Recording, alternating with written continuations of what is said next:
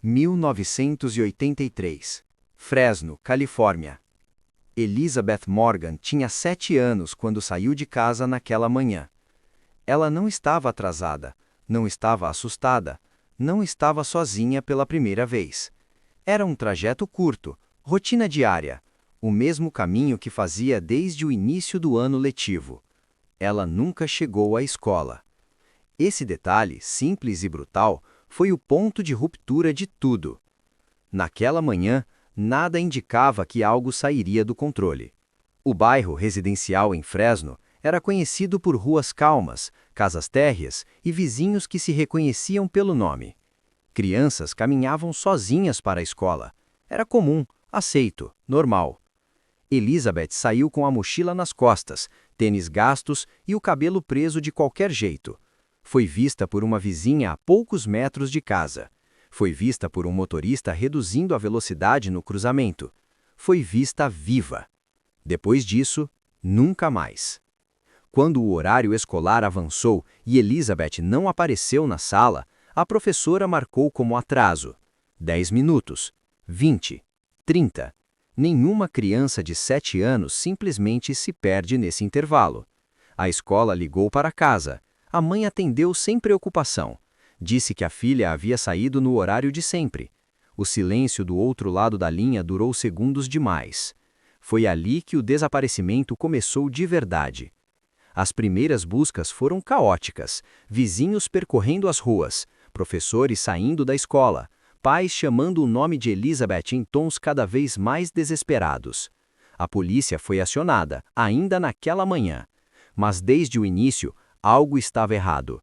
Não havia mochila abandonada, não havia sinais de luta, não havia relatos de gritos, não havia uma testemunha decisiva. Elizabeth havia simplesmente sumido no caminho mais previsível possível. Esse tipo de desaparecimento é o pior para investigadores, porque quando não há violência visível, o tempo trabalha contra a vítima. Cada minuto sem pista enfraquece as chances. E o tempo passou rápido demais. Helicópteros sobrevoaram a área, cães farejadores foram trazidos, o trajeto até a escola foi refeito passo a passo. Quintais foram revistados, garagens abertas, lixeiras examinadas. Nada. Nenhum rastro físico, nenhum objeto pessoal, nenhuma pegada coerente. A investigação entrou em sua primeira contradição ainda nas primeiras 24 horas. Alguém teria que ter visto alguma coisa, mas ninguém viu, ou ninguém quis ver. Essa dúvida nunca mais sairia do caso. O FBI foi acionado dias depois. Cartazes começaram a surgir. O rosto de Elizabeth passou a circular em jornais, postes, televisões e vitrines.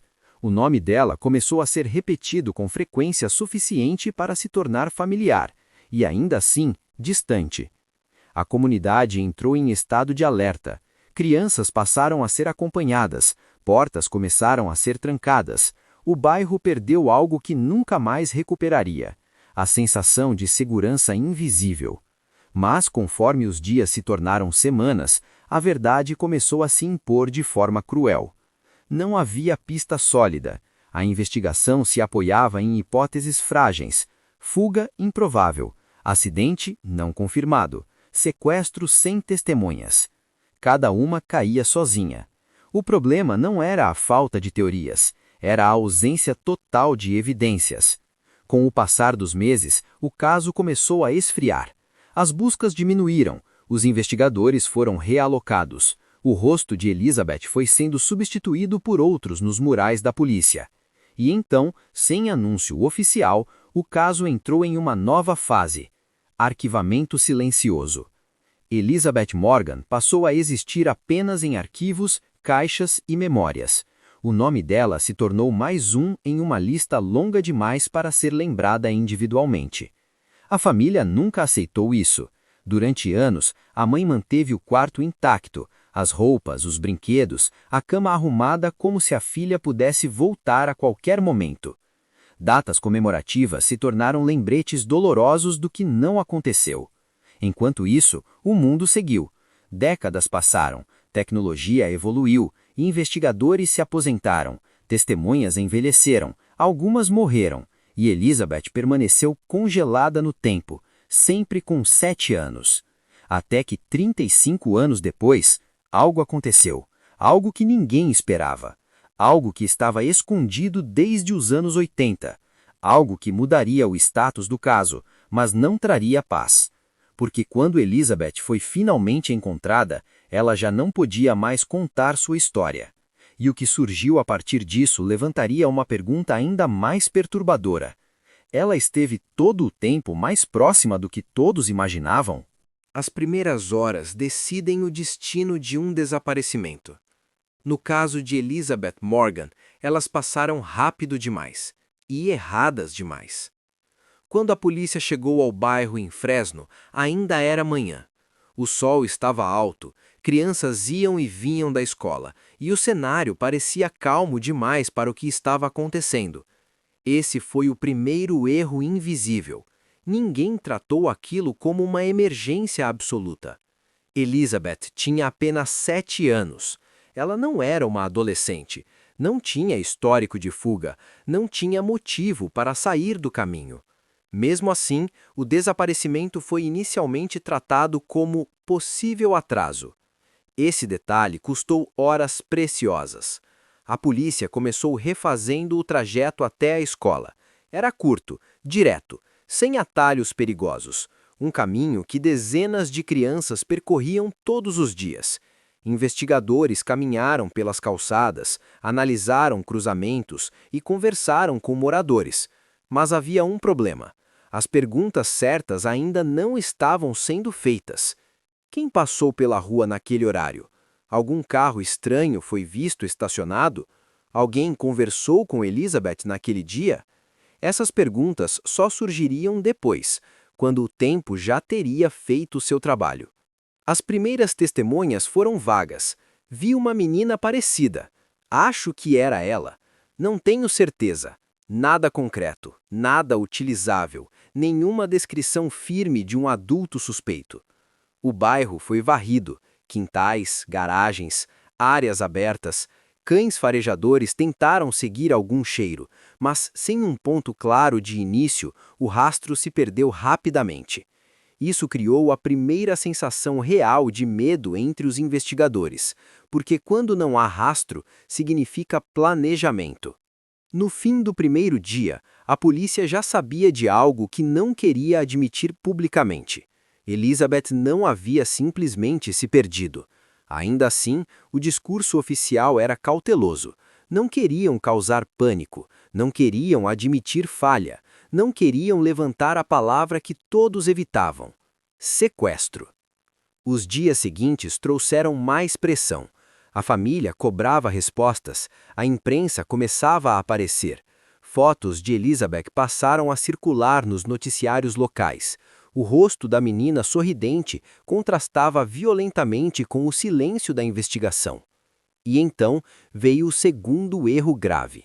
A área de busca foi limitada cedo demais. As equipes concentraram esforços em um raio próximo à escola e à residência.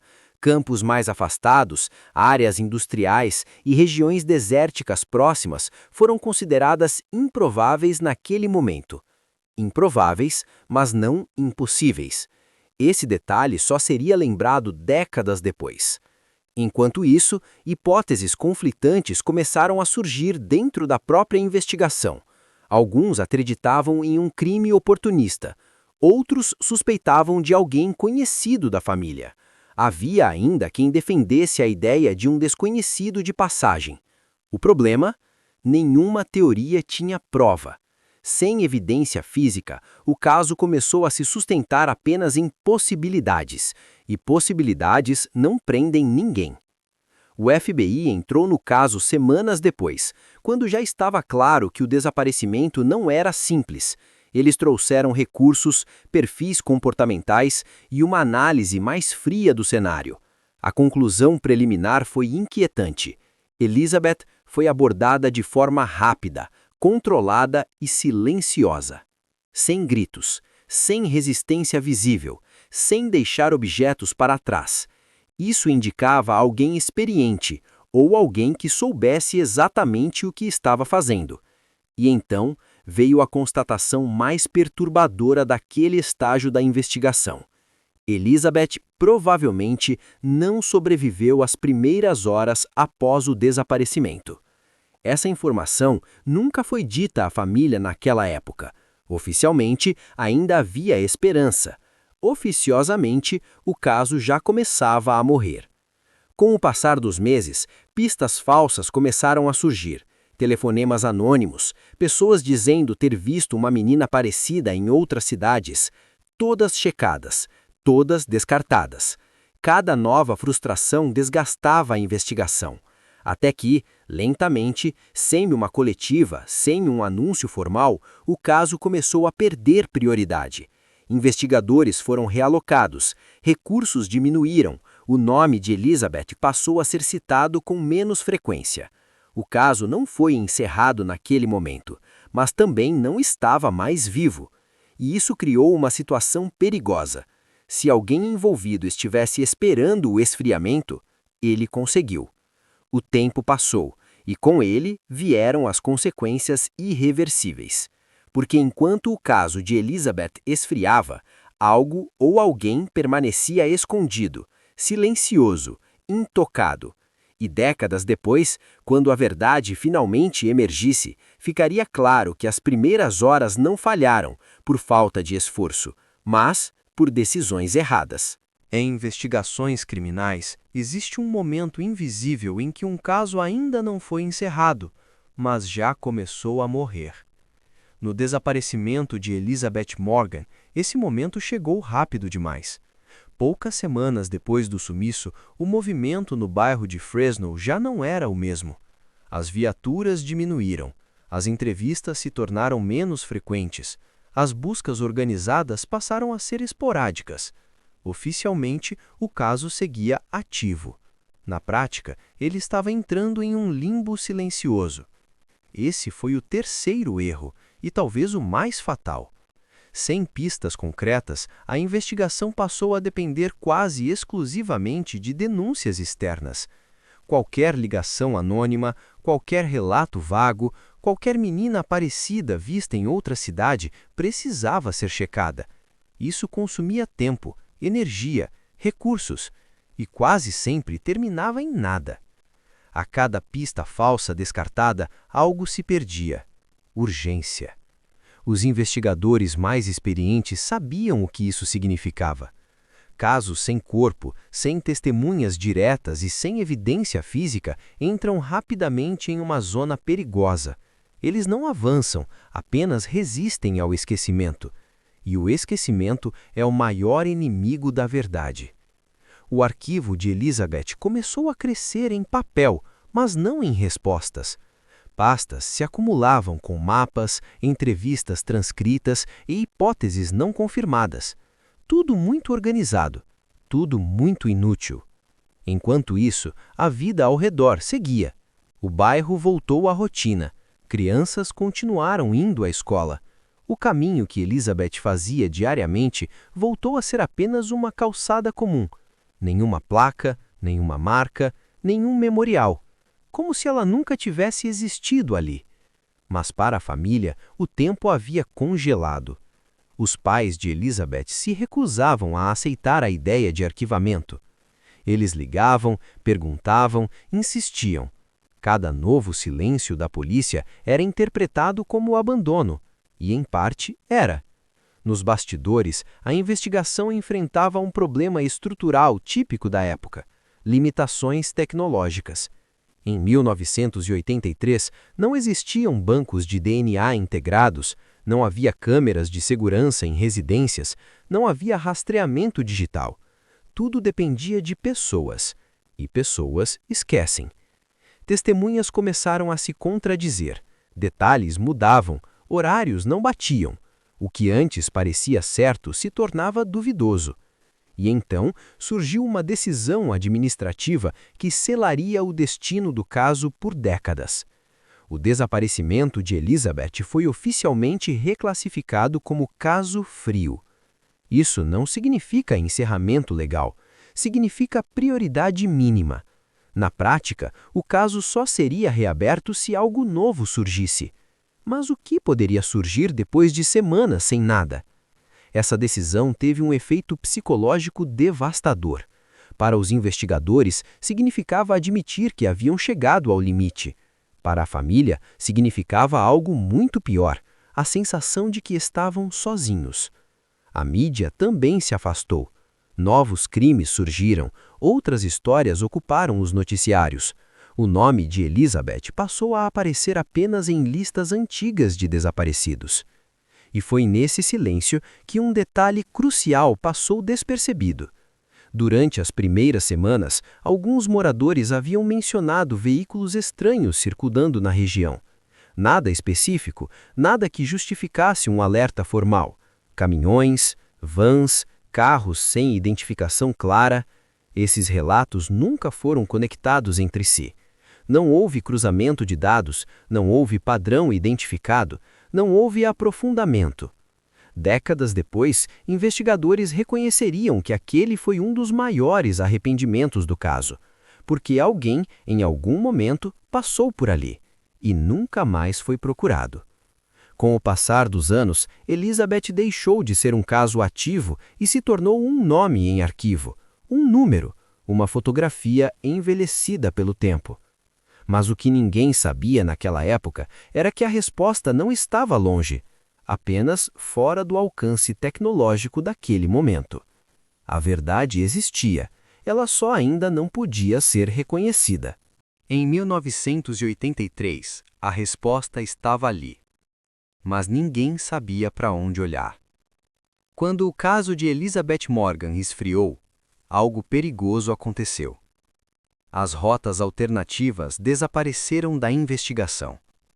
Tudo que não se encaixava no caminho lógico foi deixado de lado. E isso incluiu o cenário mais desconfortável de todos. Nos meses seguintes ao desaparecimento, investigadores revisaram o trajeto até a escola dezenas de vezes. Calçadas, cruzamentos, pontos de ônibus. Era um caminho curto, previsível, repetido diariamente por crianças do bairro. Mas havia um detalhe ignorado desde o início. Elizabeth não precisava chegar à escola para desaparecer. Ela só precisava sair de casa. E foi exatamente aí que a investigação falhou. Relatórios antigos mostram que nos primeiros dias surgiram menções isoladas à movimentação incomum em ruas secundárias, áreas industriais próximas, terrenos baldios e acessos a estradas menos movimentadas. Nada foi tratado como prioridade, nada foi conectado, porque na época essas áreas eram consideradas fora do padrão. Mas o crime não segue padrões confortáveis. O bairro de Fresno ficava a poucos minutos de zonas que, nos anos 80, serviam como aterros improvisados, áreas de descarte irregular e caminhos de passagem para caminhões. Lugares onde ninguém caminhava a pé. Lugares que raramente eram vistoriados. Esses locais nunca entraram no mapa principal de busca. Não havia tecnologia para cruzar horários de circulação de veículos. Não havia câmeras. Não havia registros digitais confiáveis. Tudo dependia de memória humana. E memória falha. Enquanto isso, uma hipótese ganhou força silenciosamente entre alguns investigadores. Alguém não era do bairro. Não um vizinho. Não um conhecido da família. Mas alguém de passagem. Essa ideia era incômoda. Significava admitir que Elizabeth poderia ter sido levada para longe em minutos. E se isso fosse verdade, o tempo já tinha vencido. Por isso, a hipótese foi mantida nos bastidores. O foco permaneceu no entorno imediato. Quintais, escolas, vizinhança. Como se a resposta estivesse ali, escondida em plena vista. Mas não estava. O que poucos sabiam é que, paralelamente, a Califórnia enfrentava um problema silencioso na época: crimes não conectados. Casos isolados tratados como eventos únicos, quando, na verdade, faziam parte de algo maior. Não existia um sistema estadual eficiente de correlação de desaparecimentos infantis. Cada cidade cuidava do seu próprio arquivo. Cada departamento trabalhava sozinho. Isso criou buracos enormes. Se alguém tivesse feito aquilo antes, ninguém estava procurando depois. Com o passar dos anos, os investigadores originais se aposentaram, alguns faleceram, outros mudaram de cidade. O conhecimento informal, aquele que nunca vira relatório, se perdeu. O caso de Elizabeth passou a existir apenas em papel. Até que décadas depois, algo mudou. Não foi uma testemunha, não foi uma confissão, não foi uma denúncia anônima, foi o avanço da ciência. Nos anos 1010, a Califórnia iniciou a revisão de restos mortais não identificados encontrados nas décadas anteriores. Ossadas catalogadas sem nome, corpos sem identidade, pessoas que existiram, mas nunca foram reconhecidas. Entre essas amostras, havia uma que chamaria a atenção. Restos humanos encontrados anos antes em uma área desértica usada como descarte clandestino nos anos 80.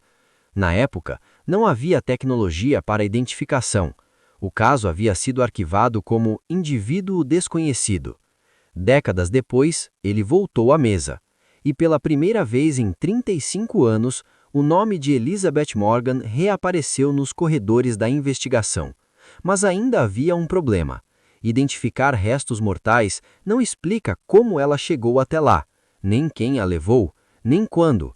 A ciência estava prestes a responder uma pergunta, mas deixaria muitas outras abertas. Durante 35 anos, Elizabeth Morgan não teve voz, até que uma sequência genética falou por ela. No início dos anos 2010, a Califórnia iniciou algo que, na prática, parecia burocrático: a revisão de restos mortais não identificados arquivados desde as décadas de 70 e 80.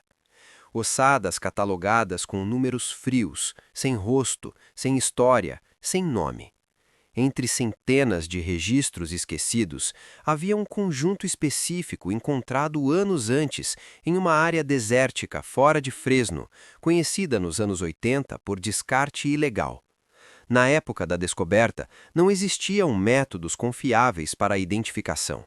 O máximo que se conseguiu foi um perfil básico: criança, sexo feminino, idade aproximada compatível com um desaparecimento antigo. Nada mais.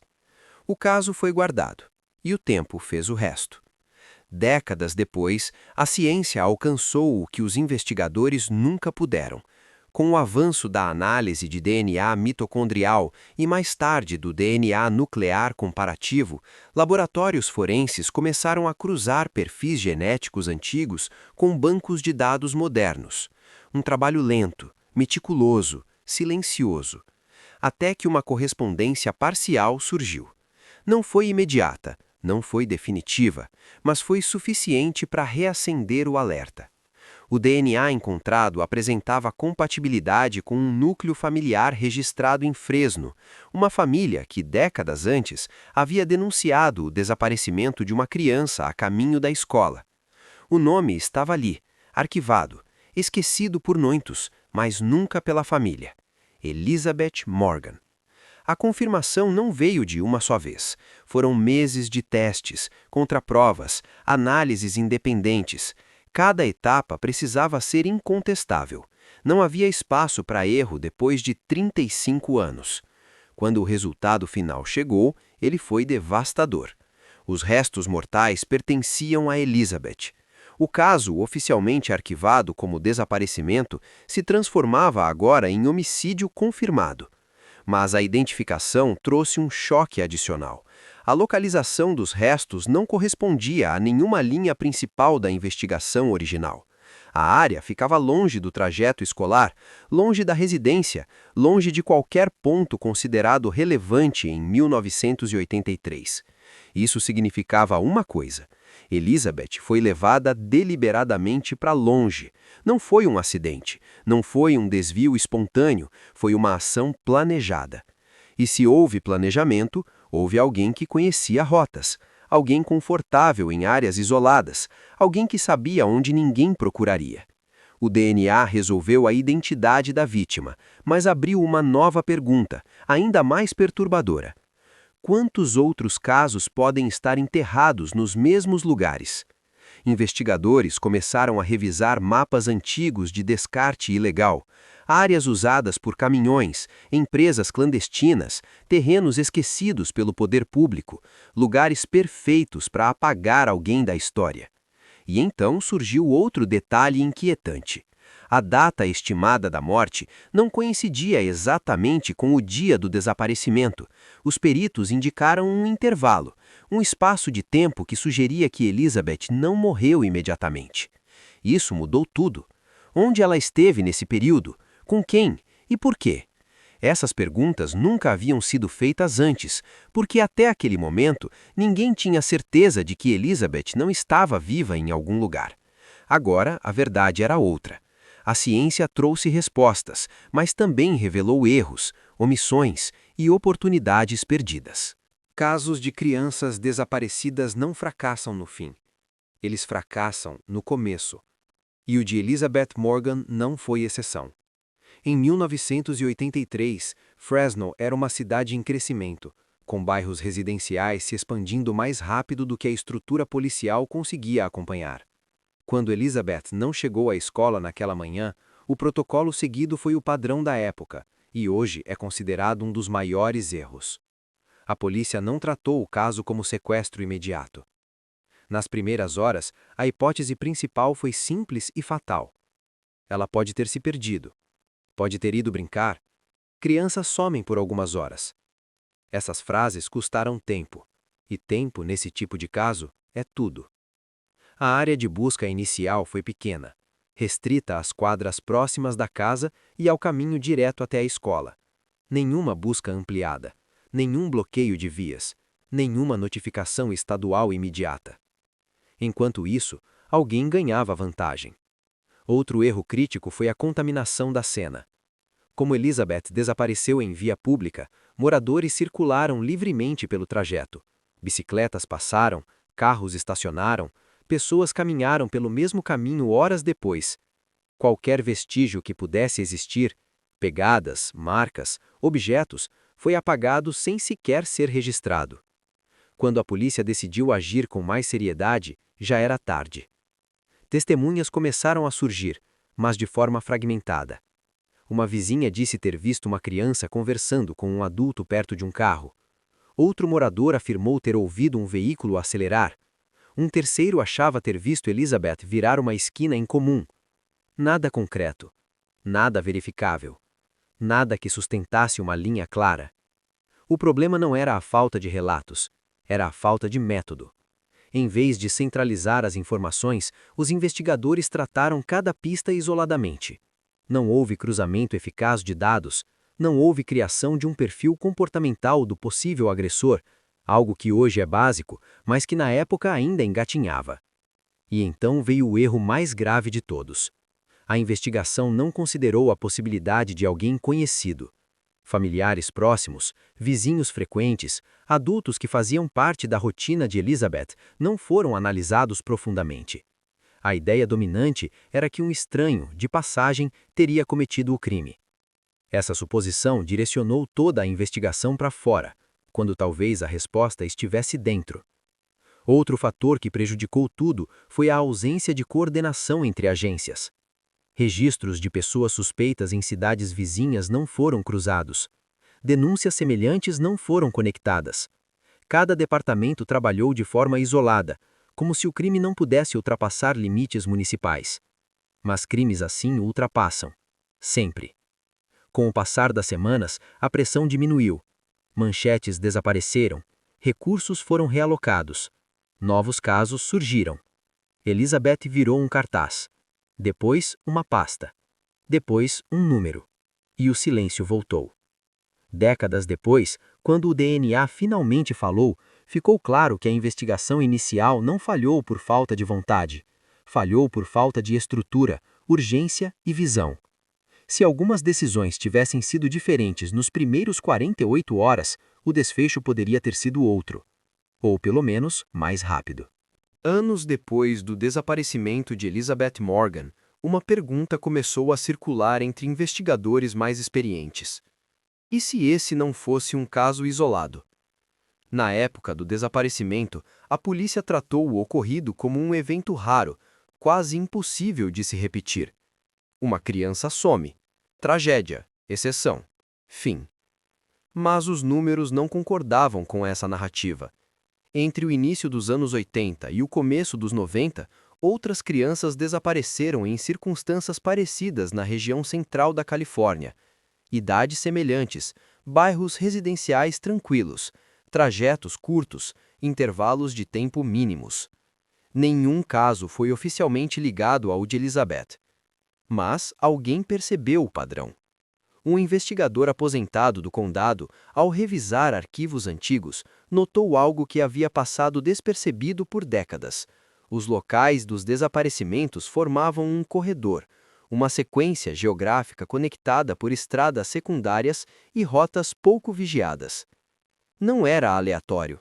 As crianças desapareciam sempre, durante deslocamentos curtos, em horários previsíveis, em áreas onde um adulto poderia se aproximar sem levantar suspeita, e mais perturbador ainda, nenhuma delas foi encontrada na época.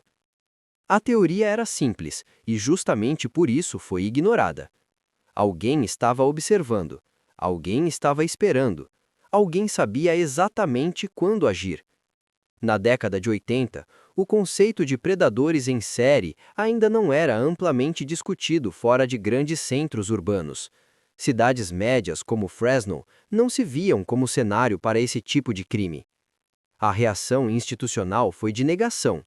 Autoridades alegaram falta de provas, disseram que ligar os casos seria sensacionalismo, preferiram manter cada desaparecimento como um evento independente, mais fácil de administrar, menos alarmante para a população. Mas essa decisão teve um custo. Porque se a teoria estivesse correta, isso significava que alguém continuou agindo enquanto os casos permaneciam desconectados. Relatos antigos começaram a ganhar novo peso. Um carro visto repetidas vezes em horários escolares, um homem que oferecia ajuda, um adulto que parecia sempre estar por perto. Na época, tudo parecia banal. Hoje soa como aviso. O problema é que, sem registros padronizados, muitos desses relatos se perderam. Testemunhas envelheceram, mudaram de cidade, algumas morreram. A teoria ficou restrita a conversas internas, arquivos pessoais e anotações esquecidas em gavetas. Nunca foi oficializada, nunca foi investigada a fundo, nunca foi apresentada à imprensa. Até que, décadas depois, o DNA mudaria o jogo. Porque quando os restos mortais de Elizabeth foram encontrados, o local da descoberta coincidiu com áreas mencionadas em outros casos antigos, e isso levantou uma possibilidade assustadora. Talvez Elizabeth não tenha sido a última, talvez tenha sido apenas uma das primeiras. Quando os restos mortais foram encontrados em 2018, não foi por acaso. O terreno ficava em uma área desértica nos arredores de Fresno, um lugar esquecido, usado de forma irregular como aterro clandestino nos anos 80. Na época do desaparecimento de Elizabeth Morgan, aquele espaço era conhecido apenas por caminhoneiros, fazendeiros e algumas pessoas que preferiam não ser vistas. Ninguém procurou ali em 1983, não porque fosse impossível, mas porque ninguém imaginava que alguém levaria uma criança até um lugar tão afastado. A descoberta aconteceu durante obras de nivelamento do solo. Uma escavadeira atingiu algo que não deveria estar ali. O operador parou a máquina. O cheiro não era comum. O formato também não. A polícia foi chamada. Em poucas horas, o local deixou de ser apenas um terreno abandonado e se transformou em uma cena congelada no tempo. Os ossos estavam fragmentados, misturados à terra e resíduos antigos. Não havia roupas completas, não havia documentos, nenhuma pista óbvia que apontasse para uma identidade. Por alguns dias, o caso foi tratado como um achado isolado, até que alguém comparou datas, a profundidade do solo, o tipo de material ao redor, a camada específica de descarte. Tudo indicava que aqueles restos haviam sido enterrados exatamente no período em que Elizabeth desapareceu. Esse detalhe mudou tudo. porque significava que o corpo esteve ali o tempo inteiro, enquanto buscas aconteciam em bairros, enquanto cartazes eram colados, enquanto a família esperava respostas. Elizabeth nunca saiu daquela região. Ela foi levada para um lugar onde ninguém estava olhando. O impacto foi imediato dentro da polícia. Investigadores mais jovens, que nem sequer eram nascidos em 1983, agora seguravam provas de um crime que havia permanecido invisível por 35 anos. E o mais perturbador, o local não era aleatório. Registros antigos mostraram que a área era acessível por estradas secundárias pouco usadas, ideais para quem conhecia bem a região. Não era um ponto que um estranho encontraria por acaso. Era um lugar escolhido. E isso levantou uma pergunta inevitável. Quem, em 1983, sabia que aquele terreno seria ignorado? A escavação revelou algo ainda mais inquietante. Outros fragmentos ósseos, inicialmente tratados como restos de animais, passaram a ser analisados com mais cuidado. A possibilidade de que Elizabeth não estivesse sozinha ali começou a ganhar força. Mas havia um problema. O tempo havia apagado quase tudo. Sem testemunhas, sem registros fotográficos da época, sem suspeitos oficialmente vinculados. Restava apenas uma coisa capaz de atravessar décadas intacta: o DNA. Por mais de 3 décadas, aqueles restos mortais não eram ninguém. Sem nome, sem história, sem rosto. A ciência ainda não existia em 1983 para responder ao que a família de Elizabeth Morgan perguntava todos os dias: onde ela está? Mas em 2018, isso mudou. Quando os ossos encontrados no deserto chegaram ao laboratório forense, os peritos sabiam que o tempo seria o maior inimigo.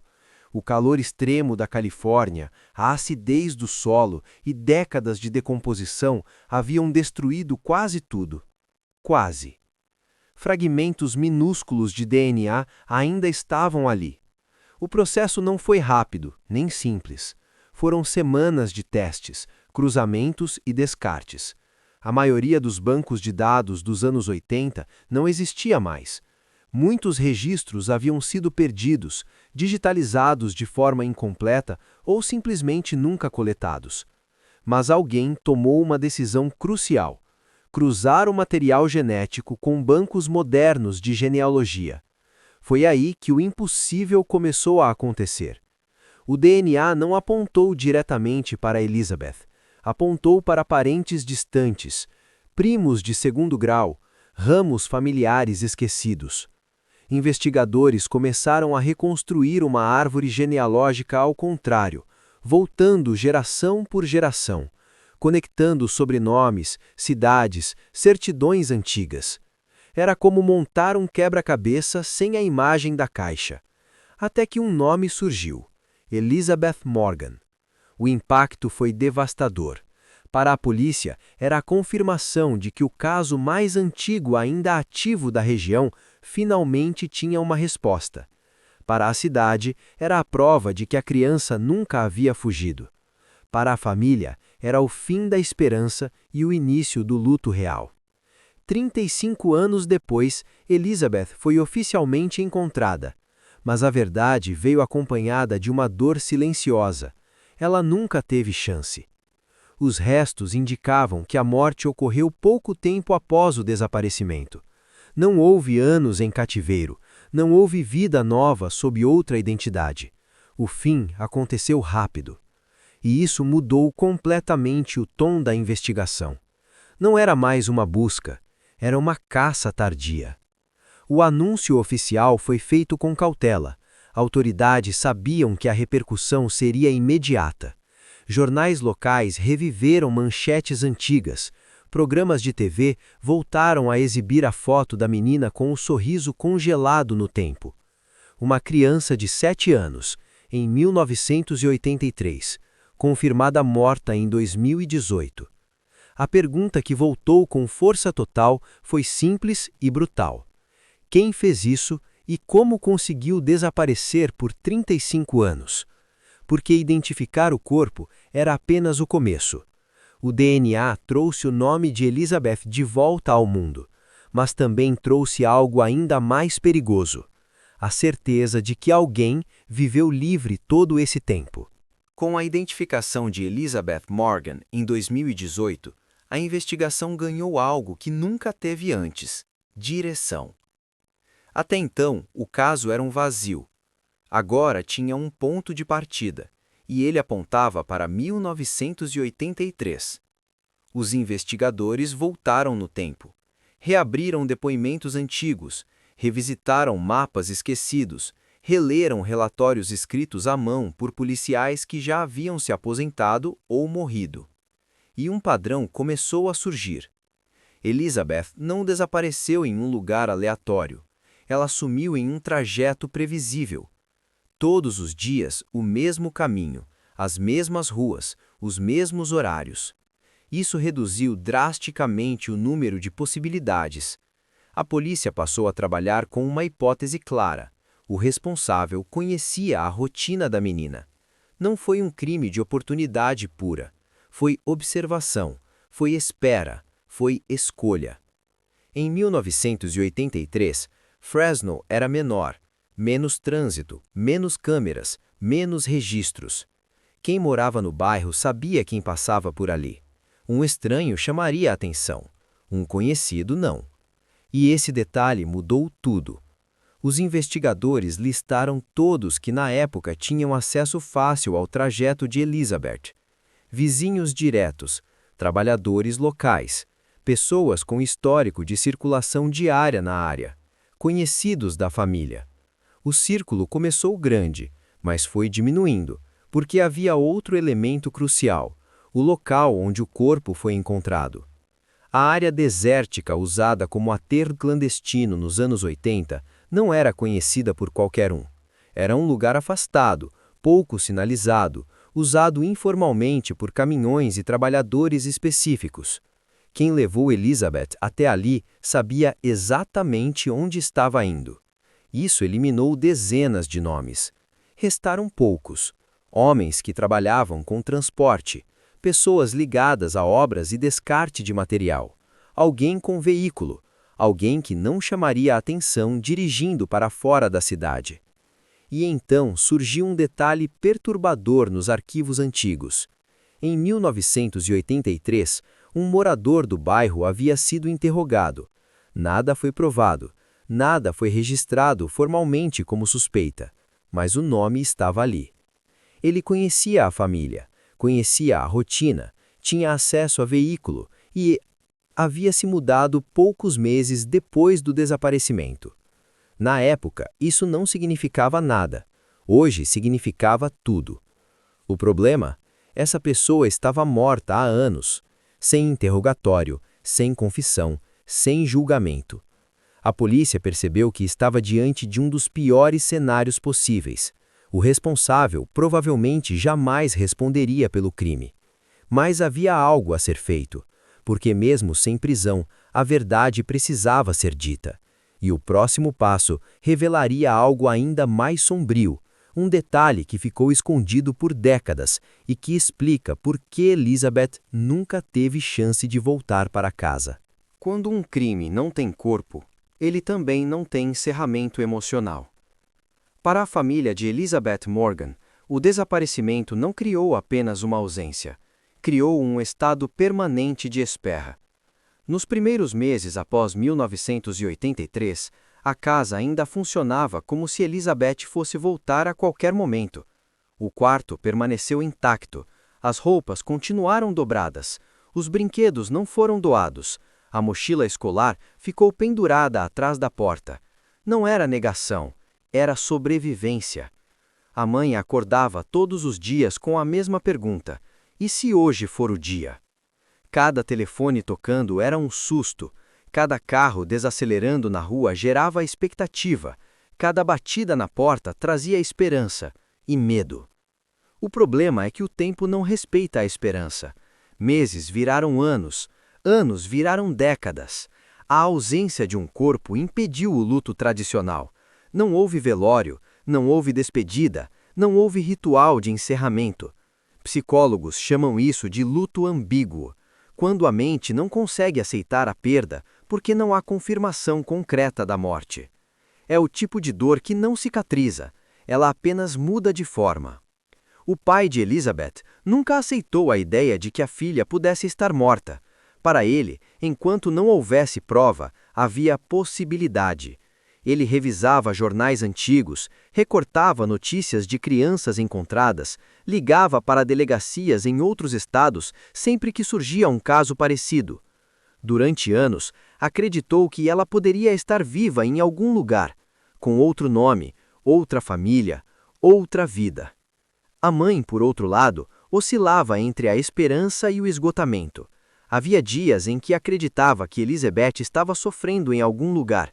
Em outros, acreditava que ela já não sentia mais nada, e isso parecia, paradoxalmente, menos cruel. O desaparecimento também destruiu a dinâmica familiar. Aniversários se tornaram datas silenciosas. O Natal perdeu sentido. Fotografias passaram a doer. Os irmãos cresceram à sombra de uma ausência que nunca foi explicada. Eles aprenderam cedo que perguntas nem sempre têm respostas, e que algumas histórias ficam suspensas no ar para sempre. A comunidade, que no início foi solidária, começou a seguir em frente. Novas famílias chegaram, outras se mudaram. Aos poucos, Elizabeth deixou de ser lembrada no cotidiano da cidade. Mas dentro daquela casa, o tempo estava congelado em 1983. O caso foi oficialmente arquivado, não por solução, mas por exaustão. Isso não significa que tenha sido esquecido, apenas que deixou de ser prioridade. Durante anos, a família viveu com uma culpa silenciosa. E se tivéssemos feito algo diferente? E se ela tivesse avisado alguém? E se tivéssemos ido junto naquele dia? Essas perguntas não buscam respostas, elas buscam alívio e nunca encontram. Quando o pai morreu, décadas depois, ele nunca soube o que aconteceu com a filha. Levou essa dúvida com ele, um peso que nunca foi retirado. A mãe viveu o suficiente para ouvir o telefone tocar novamente em 2018. Dessa vez, não era esperança, era confirmação. Quando um crime não tem corpo, ele também não tem encerramento emocional. Para a família de Elizabeth Morgan, o desaparecimento não criou apenas uma ausência, criou um estado permanente de espera.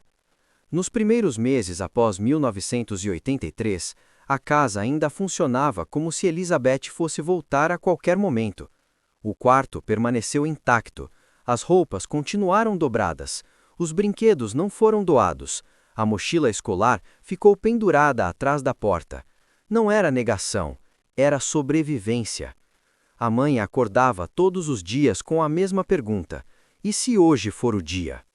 Cada telefone tocando era um susto, cada carro desacelerando na rua gerava expectativa, cada batida na porta trazia esperança e medo. O problema é que o tempo não respeita a esperança. Meses viraram anos, anos viraram décadas. A ausência de um corpo impediu o luto tradicional. Não houve velório, não houve despedida, não houve ritual de encerramento.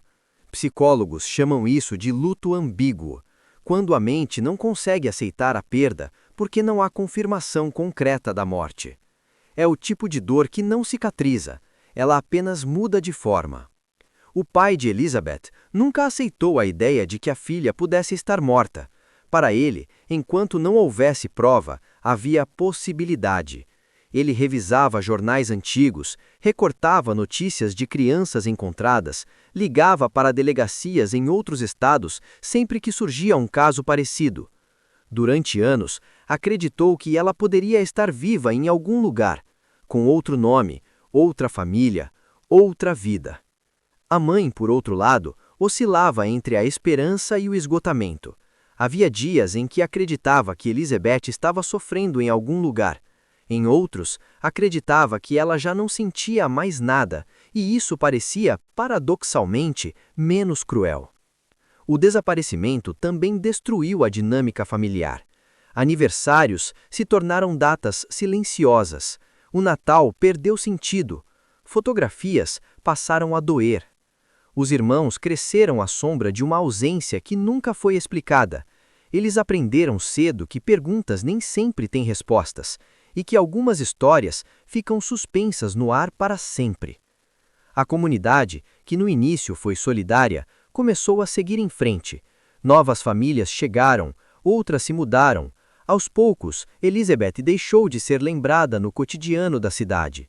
Mas dentro daquela casa, o tempo estava congelado em 1983. O caso foi oficialmente arquivado, não por solução, mas por exaustão. Isso não significa que tenha sido esquecido, apenas que deixou de ser prioridade. Durante anos, a família viveu com uma culpa silenciosa. E se tivéssemos feito algo diferente? E se ela tivesse avisado alguém? E se tivéssemos ido junto naquele dia? Essas perguntas não buscam respostas, elas buscam alívio e nunca encontram. Quando o pai morreu, décadas depois, ele nunca soube o que aconteceu com a filha. Levou essa dúvida com ele, um peso que nunca foi retirado. A mãe viveu o suficiente para ouvir o telefone tocar novamente em 2018. Dessa vez, não era esperança, era confirmação. Tópico 13. O DNA que quebrou o silêncio de 35 anos. Por 35 anos, o caso de Elizabeth Morgan permaneceu congelado no tempo. Nenhuma pista, nenhum suspeito, nenhuma resposta. Até que em 2018, algo mudou. Não foi uma confissão, não foi uma testemunha tardia, não foi uma nova denúncia, foi ciência. Durante uma revisão de casos antigos na Califórnia, autoridades decidiram reavaliar restos mortais encontrados décadas antes em áreas desérticas nos arredores de Fresno. Nos anos 80, aquele local havia sido usado como aterro clandestino, um detalhe negligenciado na época, quando a tecnologia forense ainda era limitada. Os restos haviam sido catalogados, mas nunca identificados. Por décadas ficaram armazenados como Jane Doe. Em 2018, um laboratório especializado em genética forense iniciou um projeto de cruzamento de DNA antigo com bancos genéticos modernos. O objetivo era simples, mas cruel: devolver nomes a ossos esquecidos. Entre dezenas de amostras, uma chamou a atenção. Fragmentos pequenos, deteriorados pelo tempo, quase sem material viável. Mesmo assim, os técnicos insistiram. O DNA mitocondrial, mais resistente, foi extraído. O perfil genético foi inserido em bancos nacionais. Dias depois, um alerta silencioso surgiu no sistema: compatibilidade parcial encontrada. O nome ligado ao cruzamento era antigo, um nome que não aparecia em relatórios recentes. Um nome esquecido por quase todos, menos por quem nunca deixou de esperar: Elizabeth Morgan. Antes de qualquer contato com a família, o laboratório repetiu os testes, uma vez, duas, três. O resultado não mudou. A compatibilidade era real. O telefone tocou na casa da mãe de Elizabeth numa manhã comum de 2018.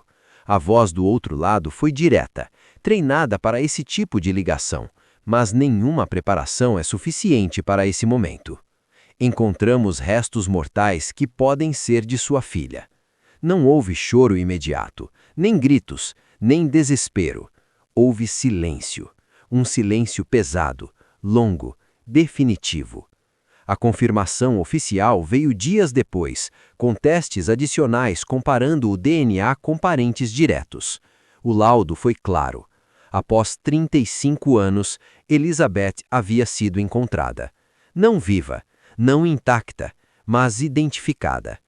A notícia se espalhou rapidamente. Jornais locais retomaram o caso. Programas de TV falaram sobre justiça tardia. Para o público, era o fim de um mistério antigo. Para a família, era o início de outro. Porque a pergunta principal mudou. Antes era: onde está Elizabeth? Agora era: o que fizeram com ela? Os restos haviam sido encontrados a quilômetros de distância do local do desaparecimento. Isso confirmava o que muitos investigadores sempre suspeitaram, mas nunca puderam provar. Elizabeth não se perdeu, ela foi levada. O local onde o corpo foi descartado indicava planejamento, distância, conhecimento da região. Não foi um crime impulsivo, foi intencional.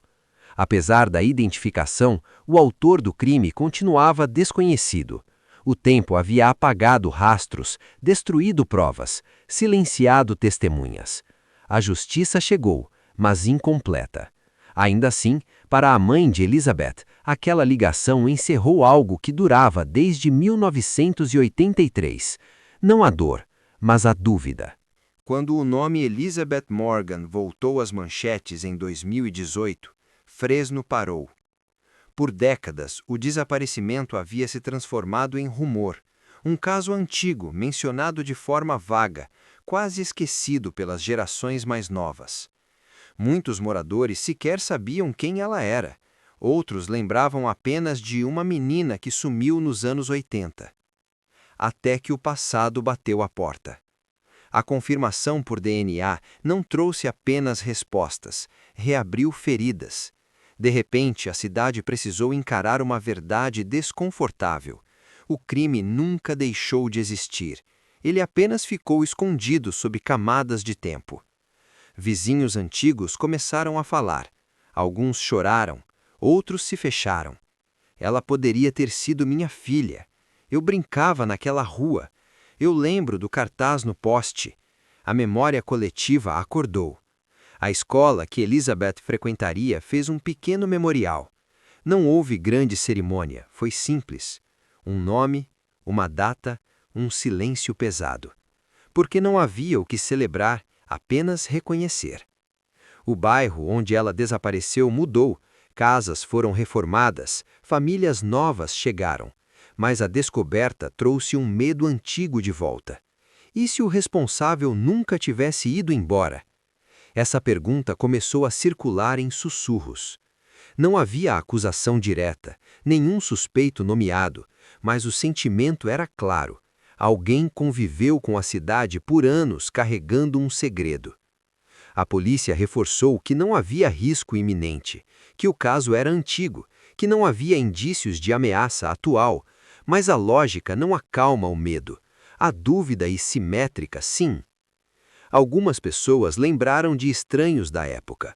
Outras passaram a desconfiar de conhecidos. Histórias começaram a surgir tarde demais para virar prova. O impacto psicológico foi profundo. Para os pais, trouxe paranoia. Para os idosos, culpa. Para a cidade, vergonha. Porque a tranquilidade que Fresno acreditava ter nos anos 80 nunca foi real. Ela apenas foi silenciosa. O mais duro foi perceber que, se não fosse o avanço da ciência, Elizabeth teria permanecido sem nome para sempre. O caso teria morrido sem rosto, sem identidade, sem verdade. Isso mudou a forma como a cidade olha para seus arquivos, mudou como olha para casos antigos, mudou como olha para o silêncio. Porque o silêncio não significa paz. Às vezes, significa apenas que ninguém ainda descobriu a verdade. Tópico 16. A ciência que chegou tarde demais. Se Elizabeth Morgan tivesse desaparecido nos dias de hoje, a história provavelmente seria outra. Mas em 1983, a ciência ainda caminhava lentamente e o crime correu mais rápido. Quando os restos mortais foram encontrados em 2018 e identificados por DNA, muitos acreditaram que aquilo abriria automaticamente o caminho para a prisão de um culpado. A realidade foi diferente. A tecnologia trouxe o nome da vítima, mas não conseguiu trazer o nome de quem fez isso. Nos anos 80, coleta de DNA não existia como prática. Vestígios biológicos não eram preservados. Objetos eram descartados após poucos anos. O que hoje seria tratado como prova crucial, naquela época era visto como irrelevante. E isso custou caro. Os restos de Elizabeth passaram por uma análise minuciosa. O que se esperava encontrar, marcas claras de violência, fibras, fragmentos identificáveis, simplesmente não estava lá. O tempo, o solo e as condições do aterro haviam apagado quase tudo. A ciência consegue fazer muito, mas ela não ressuscita evidências que nunca foram guardadas. Os investigadores tentaram cruzar o DNA com bancos genéticos criminais. Nenhuma correspondência direta apareceu. Tentaram genealogia genética, uma técnica moderna que reconstrói árvores familiares, mas esbarraram em um limite. Ninguém da possível linhagem do suspeito havia feito testes genéticos disponíveis. Sem base de comparação, não há caminho. Isso levantou uma reflexão inquietante. Quantos criminosos dos anos 70, 80 e 90 jamais serão identificados simplesmente porque nasceram antes da era digital? O avanço da tecnologia cria justiça tardia, mas também evidencia falhas do passado. Para a família de Elizabeth, a identificação foi uma vitória parcial. Eles finalmente puderam dar um nome à menina, enterrá-la dignamente, reconhecer sua existência oficialmente. Mas justiça incompleta também dói, porque saber o que aconteceu sem saber quem fez não fecha feridas, apenas as deixa abertas de outra forma. Esse caso passou a ser citado em treinamentos policiais e estudos forenses como exemplo clássico de identificação sem responsabilização, um lembrete de que ciência precisa caminhar junto com preservação. Sem cuidado, o tempo sempre vence. Em 1983, alguém falou, mas ninguém ouviu de verdade. Durante as primeiras semanas após o desaparecimento de Elizabeth Morgan, dezenas de depoimentos foram coletados. A maioria era vaga, pessoas que achavam ter visto uma menina parecida, relatos imprecisos, comuns em casos assim. Mas um depoimento se destacava, e foi deixado de lado. Um morador do bairro, na época com pouco mais de 20 anos, afirmou ter visto Elizabeth naquela manhã conversando com um homem próximo a um carro claro, estacionado a poucos quarteirões da escola. Ele descreveu a cena como estranha, mas não alarmante. A menina parecia calma. O homem não demonstrava agressividade. Em 1983, isso não soou como crime. Soou como irrelevante. O depoimento foi arquivado em poucas linhas, sem retrato falado, sem verificação profunda, sem acompanhamento. Décadas depois, quando o caso foi reaberto após a identificação dos restos mortais, esse registro reapareceu. E pela primeira vez foi levado a sério. Investigadores modernos perceberam algo que passou despercebido no passado. A descrição do carro não batia com nenhum veículo registrado na rua naquela manhã. Nenhum vizinho possuía algo parecido, nenhuma visita havia sido registrada. Mais inquietante ainda, naquela mesma semana, outras 2 crianças de bairros próximos relataram ter sido abordadas por um homem oferecendo carona, mas conseguiram fugir. Na época, esses relatos foram tratados como incidentes isolados. Hoje, eles parecem partes de um mesmo quebra-cabeça. O homem nunca foi identificado. O carro nunca foi localizado, e o nome dele não consta em nenhum relatório formal. Ele existiu apenas como uma nota esquecida. Com o avanço da tecnologia, investigadores tentaram reconstruir o perfil do suspeito com base em padrões comportamentais comuns a crimes da época. Chegaram a um perfil provável: homem entre 25 e 40 anos, residente temporário ou viajante, familiarizado com rotas escolares, alguém que sabia exatamente onde parar sem chamar atenção. Alguém que conhecia o bairro, ou que o observava há dias. O problema? 35 anos haviam passado. Testemunhas morreram, memórias se apagaram, registros desapareceram. A pista que poderia ter resolvido o caso em 1983 agora servia apenas como um lembrete doloroso do que acontece quando sinais iniciais são ignorados. Mas ainda havia uma última tentativa. Uma chance remota. Quando um caso permanece aberto por 35 anos, não existem mais boas opções. Existem apenas últimas tentativas.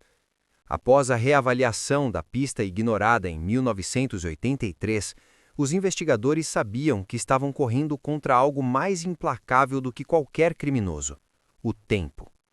A única possibilidade real de avanço estava na genealogia genética.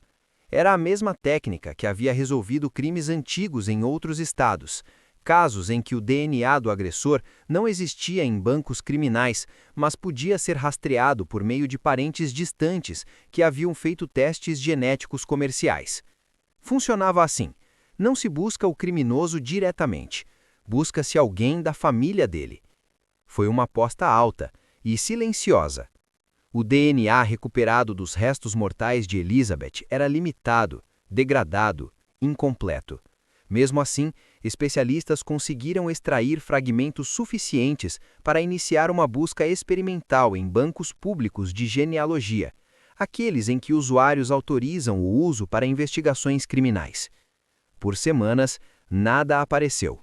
Até que surgiu algo: um possível parentesco distante, fraco demais para acusar alguém, mas forte o suficiente para apontar uma região específica da Califórnia onde aquela linhagem era comum nos anos 80. Os investigadores concentraram esforços ali: cruzar registros antigos, listar homens que viviam ou circulavam pela região em 1983, verificar históricos de mudança, empregos temporários, condenações menores, nunca ligadas a crimes violentos. Foi aí que o golpe final aconteceu. A maioria dos nomes levantados estava morta. Outros haviam deixado o país. Alguns não possuíam descendentes diretos vivos. E os poucos que restavam recusaram qualquer cooperação voluntária, algo legalmente permitido. Sem ordem judicial, sem correspondência genética direta, sem testemunhas vivas. A investigação chegou ao seu limite técnico e legal. Em 2020, o caso foi oficialmente reclassificado novamente como Cold Case ativo, uma categoria que soa promissora, mas que na prática significa algo duro de aceitar. O caso não está encerrado, mas não há mais caminhos claros. Para os investigadores foi frustrante, para a família, devastador. Porque eles chegaram perto, perto demais, e mesmo assim a verdade escapou mais uma vez. Mas antes que o caso fosse novamente arquivado, algo foi decidido.